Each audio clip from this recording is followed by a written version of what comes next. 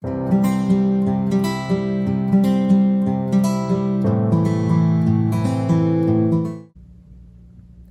YouTube, welcome back to Federalprison.consulting. My name is Kimmy Park and this is my husband Brian Park, and we are Federal Prison Consultants.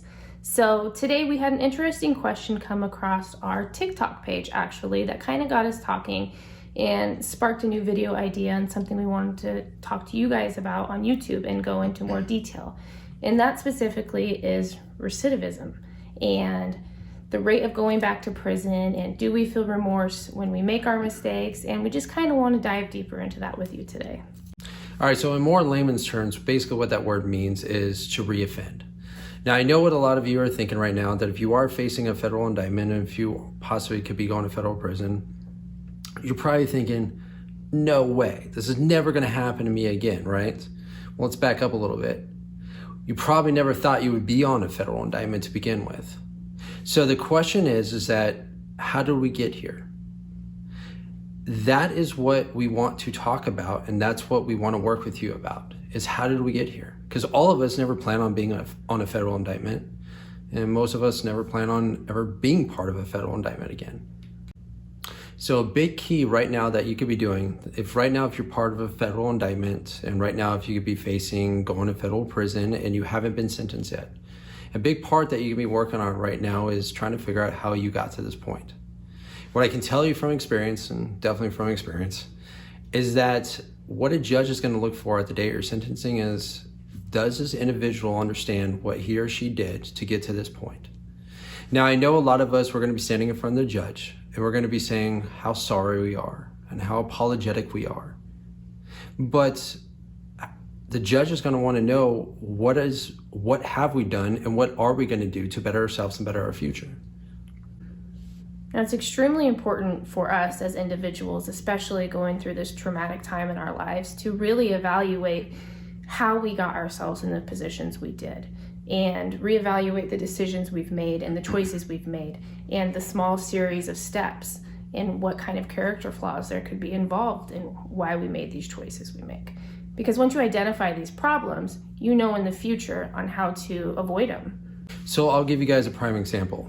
And just like what my wife talked about at the very beginning of this, that there was a comment that was on our TikTok page that someone asked, would I have continued doing this if I didn't get caught? And the honest question now, the majority of us that we get caught doing something right, we're never going to do it again, or it's never going to happen again, or I'll never find myself in this spot again. But the truth of the matter is, when it was actually my attorney that asked me that question, my own personal attorney, that he asked me, he says, Ryan, if you did not get caught, would you have stopped? And of course, the old me, that's trying to con, trying to sell, trying to manipulate, I would say, yeah, absolutely, I would have stopped in a heartbeat. But the new me that I want to change, I looked at my attorney in his eye and I said, no, I don't think I would have stopped.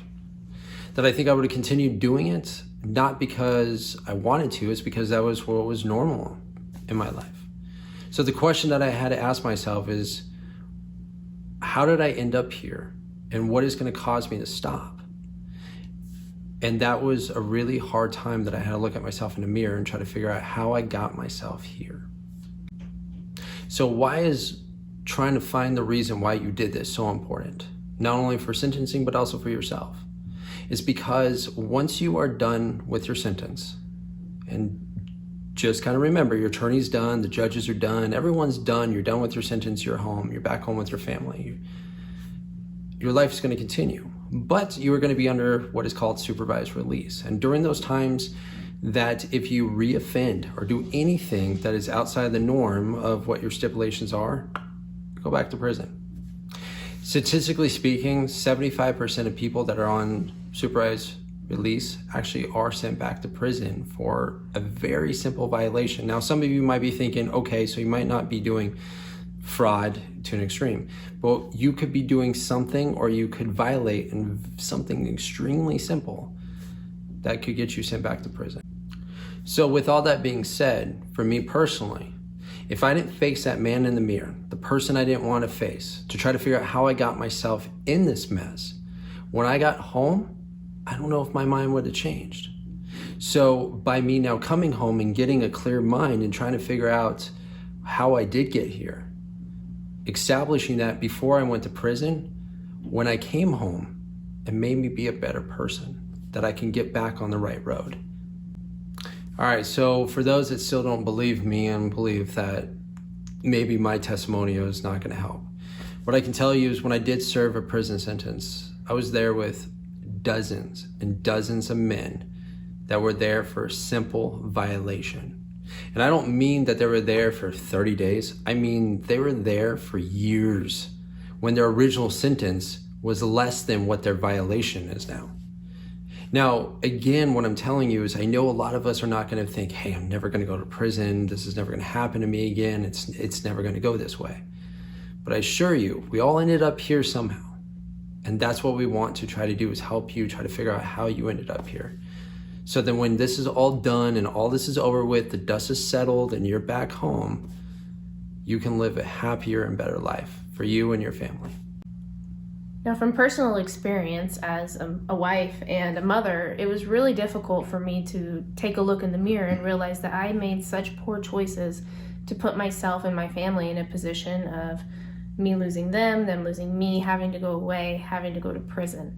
After I got through the point of taking accountability, because there was nobody else to blame for my choices but me, it was really hard to look in the mirror and actually admit that there was a flaw in my personality so bad that I would get myself into these situations. Especially as a moral person, I would consider myself a moral person. I knew what I was doing wrong, but I was choosing to do wrong anyway.